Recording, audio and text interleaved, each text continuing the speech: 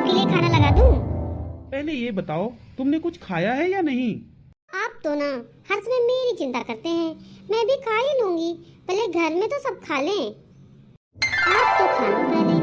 अच्छा सोनम, तुम एक काम करो, तुम ना खाना अंदर ही ले आओ, हम दोनों एक साथ ही खाना खा लेंगे आज। अरे नहीं नहीं, ये कैसी बात कर रहे हैं आप? किसी ने देख लिया तो? अरे किसी ने देख लिया तो देख लिया, अब मैं अपनी पत्नी के साथ ही तो खाना खा रहा हूँ या किसी बाहर वाली के साथ खा रहा हूँ? अरे तुम तो सोच में पड़ गई।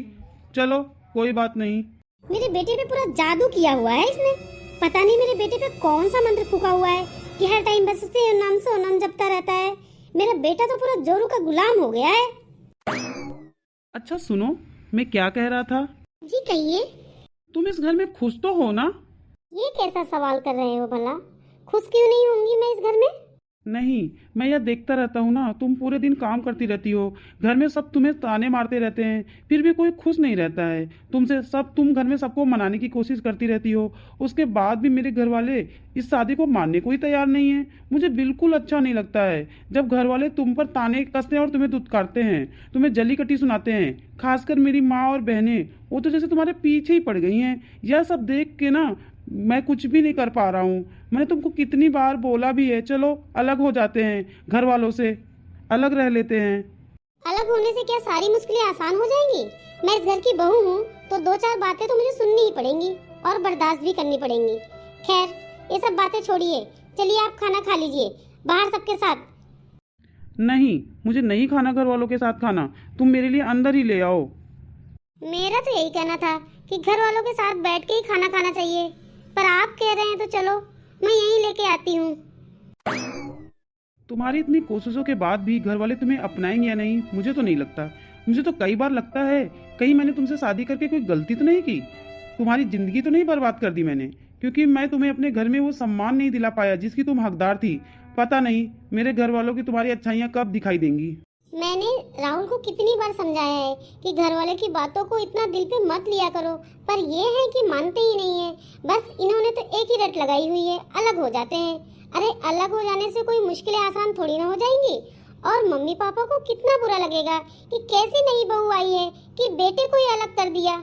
मैं तो बस इस उम्मीद से यहाँ रह रही हूँ कि एक दिन सब ठीक हो जाएगा।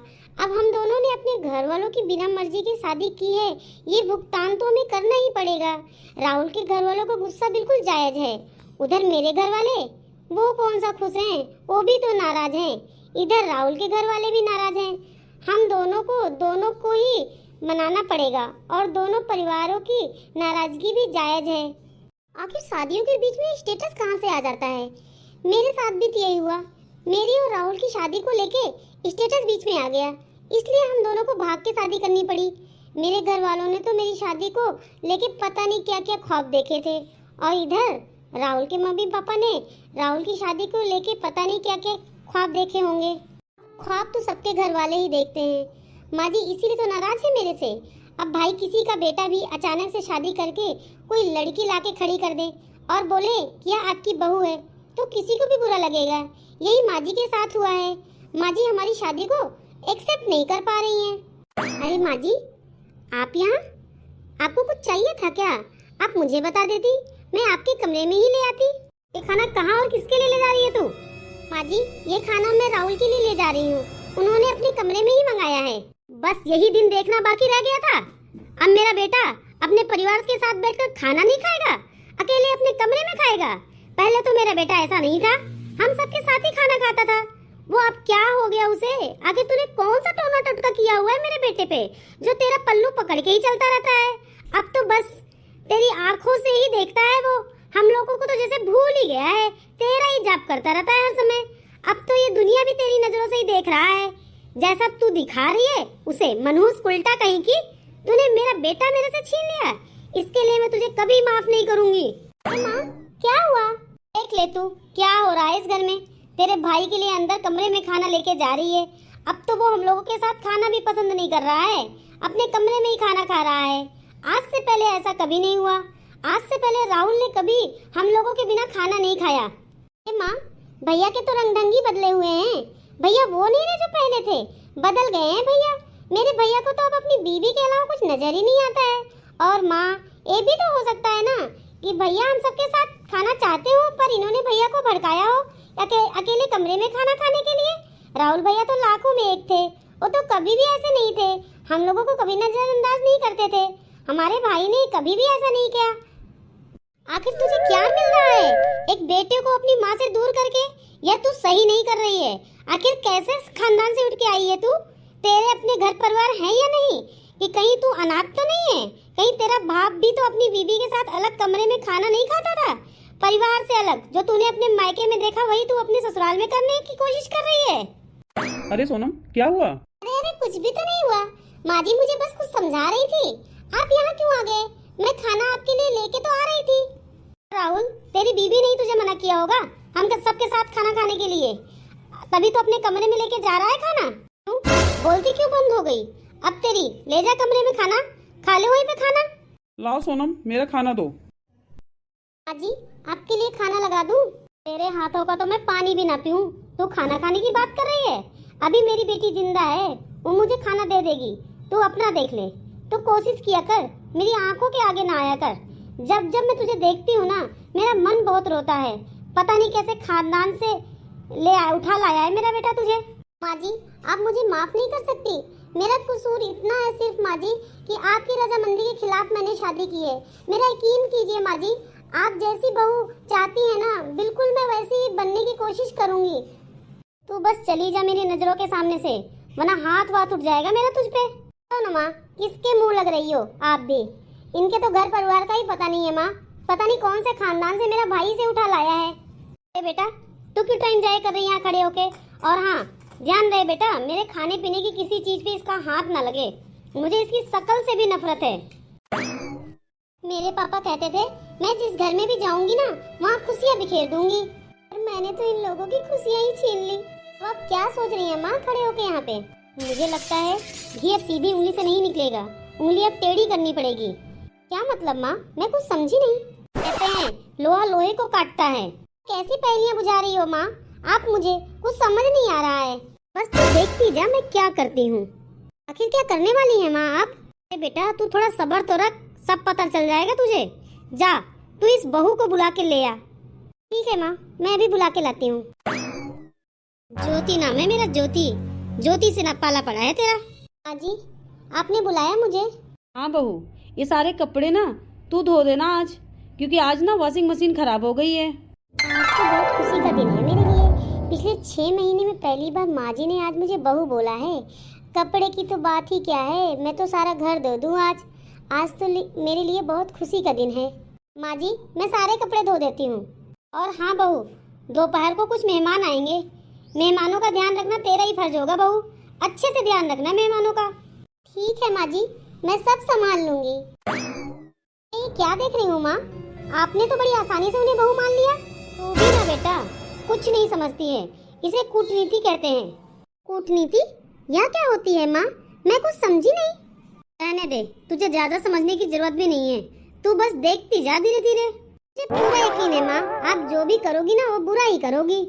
मैंने कपड़े भी धो के सुखा दिए और सारा खाना भी बना लिया मेहमानों के लिए, पर अभी तक हमारे घर में कोई मेहमान आया क्यों नहीं? अब तक तो आ जाना चाहिए था। खाना ठंडा हो जाएगा नहीं तो शायद आने वाले होंगे। अरे बहू काम हो गया क्या सारा? तू कमरे में क्या कर रही है? जी माँ जी मैंने सारा काम कर दिया है। नहीं नहीं बहू, अभी खीर बनानी बाकी है। जा तू खीर बना ले, मैंने दूध मंगा के रख दिया है किचन में। वो क्या है ना बहू, खीर सबको बहुत ही अच्छी लगती है घर में। और हाँ, खीर को ना धीमी गैस पे बनाना, और हाँ कम से कम 2 या 3 घंटे लगने चाहिए खीर बनने में। ठीक है माँ जी, मैं अभी बना देती हूँ। मैं और राहुल में ना दूरियां पैदा ना कर दी ना तो मेरा नाम भी ज्योति नहीं है। मेरे बेटे को मुझसे छीनना चाहती है, अब मैं तेरे पति को तुझसे छीन लूंगी। मैं तुझे घर के कामों में इतना व्यस्त कर दूंगी ना, तुझे मेरे बेटे के साथ टाइम बिताने का समय ही नहीं मिलेगा। मैं तुझे दिन रात इतने काम बताऊंगी ना कि तू काम कर कर के परेशान हो जाएगी। दीदी, ओ दीदी, कहाँ हो आप? भैया भाभी आप लोग आ गए? आप ही का इंतजार कर रही थी मैं। क्या बहू पूजा की थाली लेके आ। ठीक है माँ जी, बस अभी बहू पूजा की थाली लाती होगी, पहले आरती कर लूँ आपकी तभी अंदर आना। दीदी उस दिन आप इसी बहू के बारे में बात कर रही थी फोन पे मुझसे? हाँ यही है वो भाभी जिसने मेरा बेटा मुझसे छीन लिया है। ध्यान से देख लो इसको भाभी। हमें कुछ ऐसा करना होगा भाभी कि इन दोनों के बीच में बहुत दूरियां पैदा हो जाएं। मेरा सरवण जैसा बेटा अब इसके आगे पीछे लगा घूमता है हर समय। अरे दीदी, आप इतना गुस्सा क्यों करती हैं? अब मैं आ गई हूँ ना, तो दोनों भाभी और ननद बैठ के कुछ ना कुछ कर लेंगे। अरे भाभी, इसलिए तो आपको बुलाया है क्योंकि मैं बिल्कुल अकेली पड़ गई थी। हाँ जी, मैं पूजा की थाली ले आई हूँ। अच्छा बहू, मेरे भैया भाभी की आरती कर ले जरा। हाँ जी मैं? हाँ हाँ तू, नहीं तो और कौन? हाय राम, इतना बड़ा अपशगुन कर दिया तूने। मेरे भैया भाभी पहली बार इस घर में आए और तूने इतना बड़ा अपशगुन कर दिया। अरे दीदी, तेरी बहू को तो अकल ही नहीं है। पूजा की थाली को गिराकर इसने कितना बड़ा अपशगुन कर दिया है। अब खड़े हो गए यहाँ क्या सुन रही है? पूजा की थाली उठा और जा यहाँ से। मामा जी, मैं आपसे माफी मांगती हूँ। वो पूजा की थाली ना गलती से गिर गई मामा जी, मुझे माफ कर दीजिए। अरे वाह भैया, आपको तो मान गए। आप ही ने तो धक्का मारा पूजा की थाली को जो धड़ाम से गिर गई। पर मुझे लगता है कि आपकी बहू को इस बात का पता है कि इन्होंने धक्का मारा, फिर भी वो माफी मांग के चली गई। अरे मामा मामी, आप दोनों कब आए? अरे राहुल बेटा, तुझसे ही तो मिलने आए हैं। तुझसे बहुत मन कर रहा था मिलने का। और बता, कैसा है तू? अरे मामा जी, बस आपका आशीर्वाद है। आप सुनाइए, आप कैसे हैं? अरे राहुल बेटा, बिना बताए शादी वादी कर ली। चल आजा अंदर, बहुत सारी बातें करेंगे बैठ के। तो क्या है ना राहुल बेटा, तेरी शादी की मन्नत मांगी थी हमने कि जब तेरी शादी होगी ना तो हम गोवर्धन की परिक्रमा के लिए जाएंगे, इसलिए आ गए हम। अब तू परिक्रमा करने के लिए तैयार हो जा। हम इसलिए आए हुए हैं, कल सुबह ही निकलना है मथुरा वृंदावन के लिए। मामी जी, हम सब लोग चलेंगे ना? हाँ हाँ, और क्या, हम सब लोग चलेंगे। अरे मामी जी, फिर हम उधर चलने के लिए कुछ तैयारियां कर लेते हैं।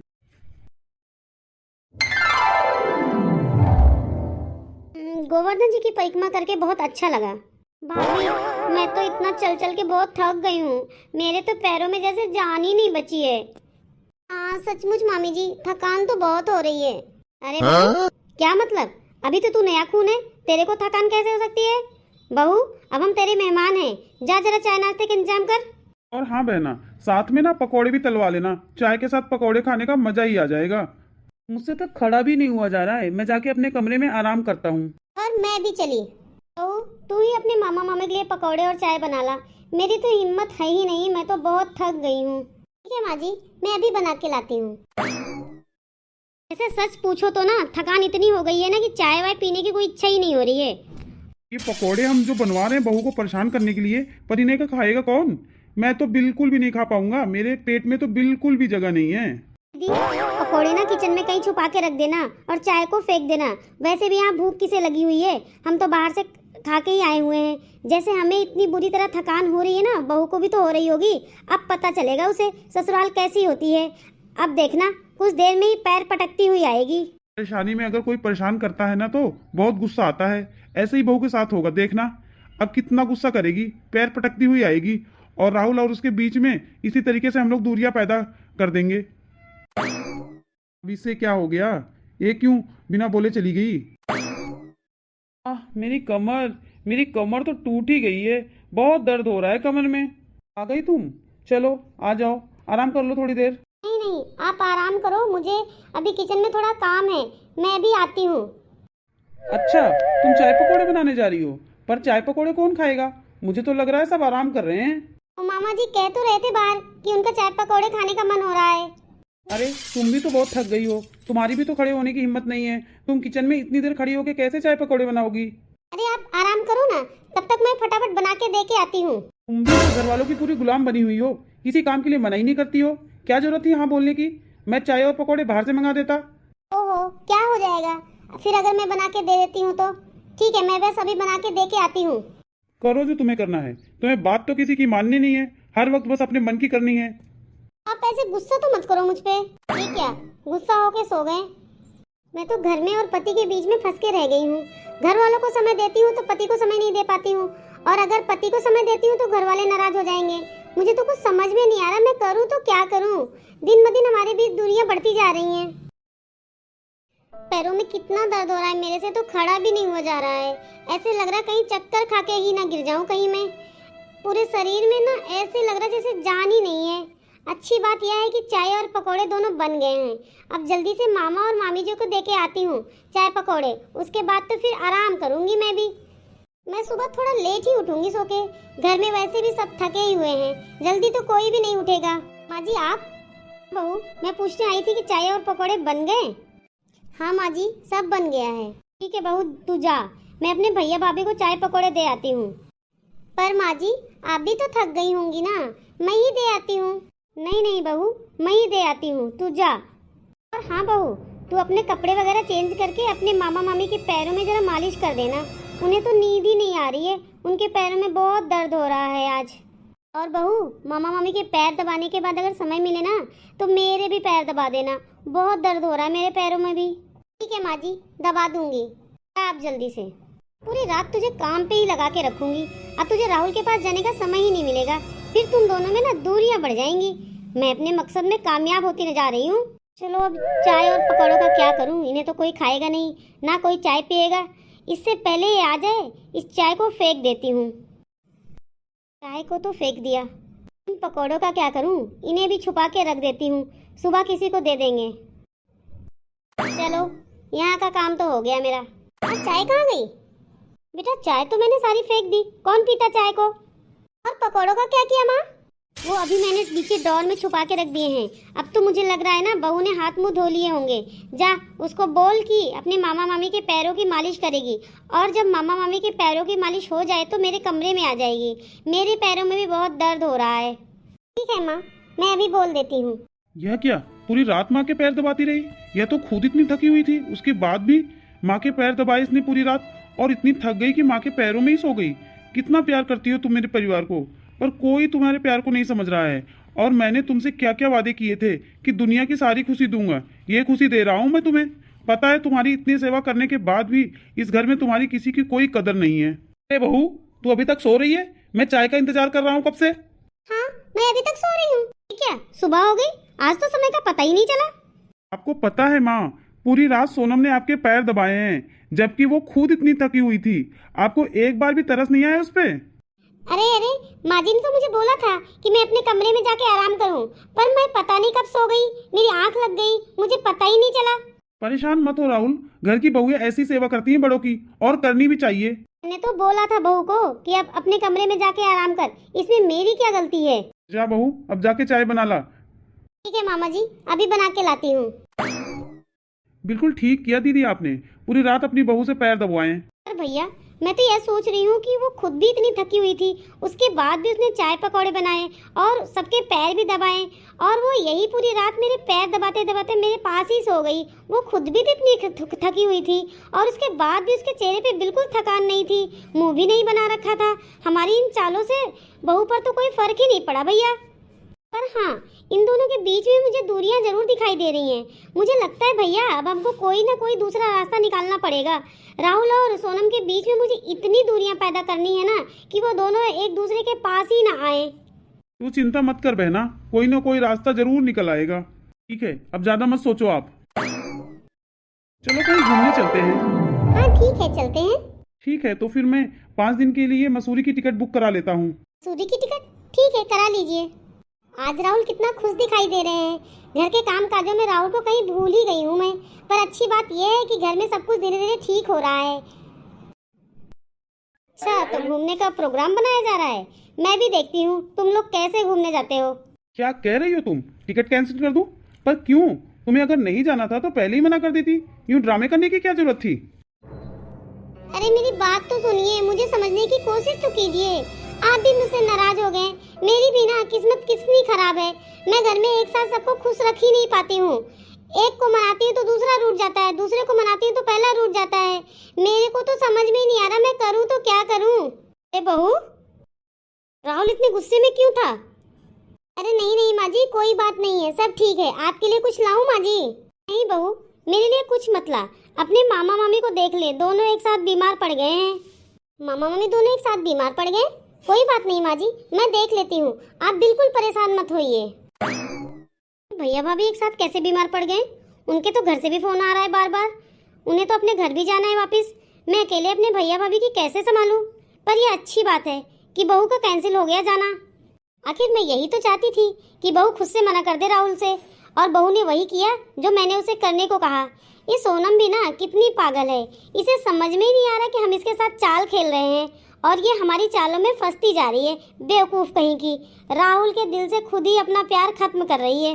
भैया भाभी को तो मैंने झूठा ड्रामा करने को कहा था कि आप बीमार होने की एक्टिंग करो, पर वो तो सचमुच ही बीमार पड़ गए। भगवान करे 1-2 दिन में ठीक हो जाए, नहीं तो उन दोनों की सेवा मुझे करनी पड़ेगी और उनकी बीमारी में जो पैसा लगेगा वो अलग। बेटा, तेरे मामा जी के 2 जोड़ी कपड़े पड़े हुए हैं बाथरूम में, जरा धो के डाल देना उन्हें। आप कैसी बात कर रही हैं मामी जी? भला मामा जी के कपड़े मैं क्यों धो के डालूं? ऐसे आप क्या कर रही हैं मामी जी? ये आपका काम है ना, धो के डालिए। वैसे भी 10 दिन हो गए आपको बीमार पड़े हुए। आज बेटा धो देती, बहू की तबीयत भी ठीक नहीं है, उधर दीदी की तबीयत भी खराब है।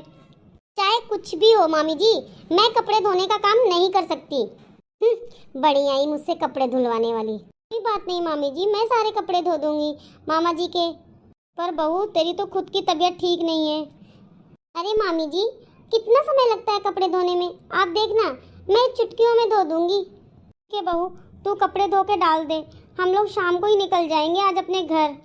नहीं नहीं मामी जी, आपको कहीं जाने की जरूरत नहीं है। मामा जी की भी तबीयत ठीक नहीं है और आपकी भी ठीक नहीं है।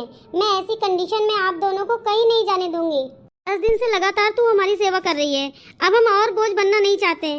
तो मेरे माँ बाप के समान हो मामा मामी, तब भला बोझ कैसे? अब भैया भाभी आप कब तक बीमार पड़े रहोगे? ये कैसी बातें कर रही है माँ जी? तो कैसी बातें करूं, तू ही बता दे। अपने काम के लिए बुलाया था, पर ये तो उल्टा खुद ही बीमार पड़ गए। रोज अस्पतालों के चक्कर काटने मेरे बस की बात नहीं है। अच्छा होगा आप जल्दी ठीक होके अपने घर वापस जाओ। माँ जी आप ये कैसी बातें कर रही हो? क्या हो गया है माँ जी आपको? मामा और मामी जी हमारे मेहमान हैं और मेहमानों से कोई इस तरह से बातें करता है? ये मेरी भाभी हैं, इन्हें शर्म नहीं आ रही है मुझसे सेवा कराते हुए? मैं ये कैसे भूल गई दीदी, हम दोनों का तो ननद भाभी का ही रिश्ता है। आप चिंता मत कीजिए दीदी, हम लोग 1-2 दिन में चले जाएंगे। हमसे बहुत बड़ी गलती हो गई कि हम आपके एक बार के बुलाने पे यहाँ आ गए। तो क्या भाभी, अब आप मुझे ताने मार रही हो? ज्योति, मुझे हमेशा से ही पता था कि तू बदतमीज है, पर ये नहीं पता था कि तू इतनी बदतमीज है। पता नहीं मुझे क्या हो गया था जो तेरे एक बार बुलाने पे ही मैं यहाँ आ गया। मैं भूल कैसे गया कि तूने और माँ ने मिलके मेरा और मेरी बीबी का रिश्ता खराब करने की कोशिश की थी।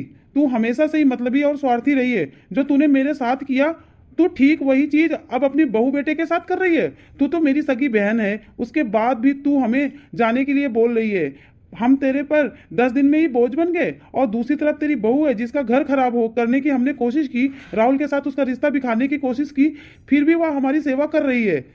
फिर भी तू मेरी बहन है, इसलिए एक बात कहना चाहूंगा, अपनी बहू की कदर कर। तेरी बहू बहुत अच्छी है। अरे आज के समय में कहाँ मिलती है ऐसी बहुएं।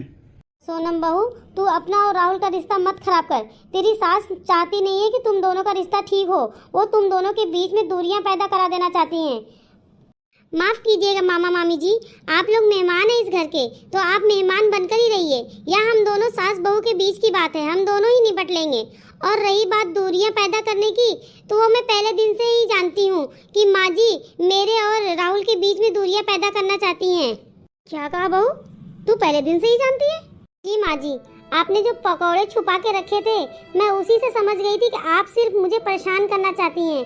आपको ये सब करने की कोई जरूरत नहीं थी माँ जी। आप एक बार बोल देती मेरे से कि मैं राहुल की जिंदगी से खुद चली जाती। मुझे तो माँ जी बस थोड़ा सा प्यार चाहिए था आपका। मैं तो आपके परिवार के सुख दुख में भागीदार बनने आई थी माँ जी, ना कि आपके परिवार की खुशियाँ खत्म करने के लिए। मुझे तो आपके प्यार का लालच था माँ जी। क्या आप जितना प्यार अपने बेटे को करती हैं, थोड़ा सा प्यार उसमें से मुझे मिल जाए तो मुझे कभी माँ का प्यार नहीं मिला माँ जी। मैंने सोचा शादी के बाद पति की माँ को अपनी माँ समझ लूँगी, बस इसलिए आपके दिल में अपनी जगह बनाने की कोशिश कर रही थी माँ जी। अरे ज्योति, तू सारे दुनिया में चिराग लेके भी घूमती ना, तो तुझे सोनम जैसी बहू तुझे कहीं नहीं मिलती।